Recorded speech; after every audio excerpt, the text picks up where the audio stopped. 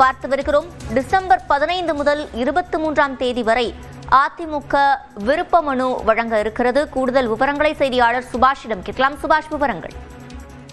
ஒவ்வொரு கட்சியும் அரசியல் கட்சிகளும் இந்த தேர்தலில் தங்களை முன்னிலைப்படுத்திக் கொள்வதற்காக தேர்தல் பணிகளை முடுக்கிவிட்டு இருக்கின்றது. அந்த வகையில் அதிமுக நேற்று செயற்குழு பொதுக்குழு கூட்டமானது நடைபெற்று முடிந்திருக்கக்கூடிய நிலையில் அடுத்த கட்டமாக தமிழ்நாட்டில் இருக்கக்கூடிய 234 தொகுதிகளிலும் தங்கள் கட்சியின் சார்பாக போட்டியிட விருப்பம் தெரிவிப்பவர்கள் அவர்கள் விருப்ப மனுவை பெறுவதற்கான கால தேதியை அறிவித்திருக்கிறது.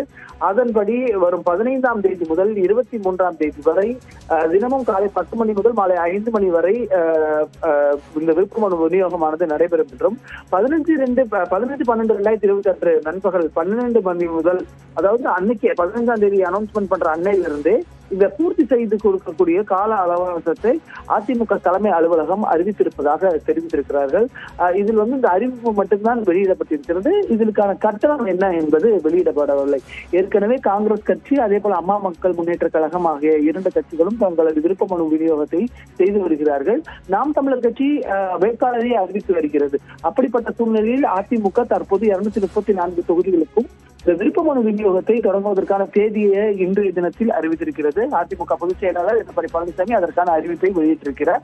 தேர்தலை தீவிரம் காட்டுவதற்கும் தங்கள் தொகுதியில் தங்கள் பொதுச் செயலாளர் போட்டியிட வேண்டும் என்பதற்காகவும் பலர் விருப்ப மனுவை பெறுவார்கள். அதே போல தங்களுக்கான செல்வாக்கு இருக்கக்கூடிய நபர்கள், தங்களுக்கு போட்டியிட விரும்பக்கூடிய நபர்களும் தங்களுக்காக விருப்ப மனுவை பெற்றுச் செல்வதற்கு அதிமுக தலைமை கழகம் தற்போது வாய்ப்பு அளித்திருக்கிறது. வரும் 15ஆம் தேதி முதல் அதற்கான விண்ணப்ப விநியோகமானது நடைபெற இருக்கிறது. டிசம்பர் 15 முதல் அதிமுக விருப்ப மனு அளிக்க இருக்கிறது. இது தொடர்பான விவரங்களை வழங்கியமைக்கு நன்றி சுபாஷ்.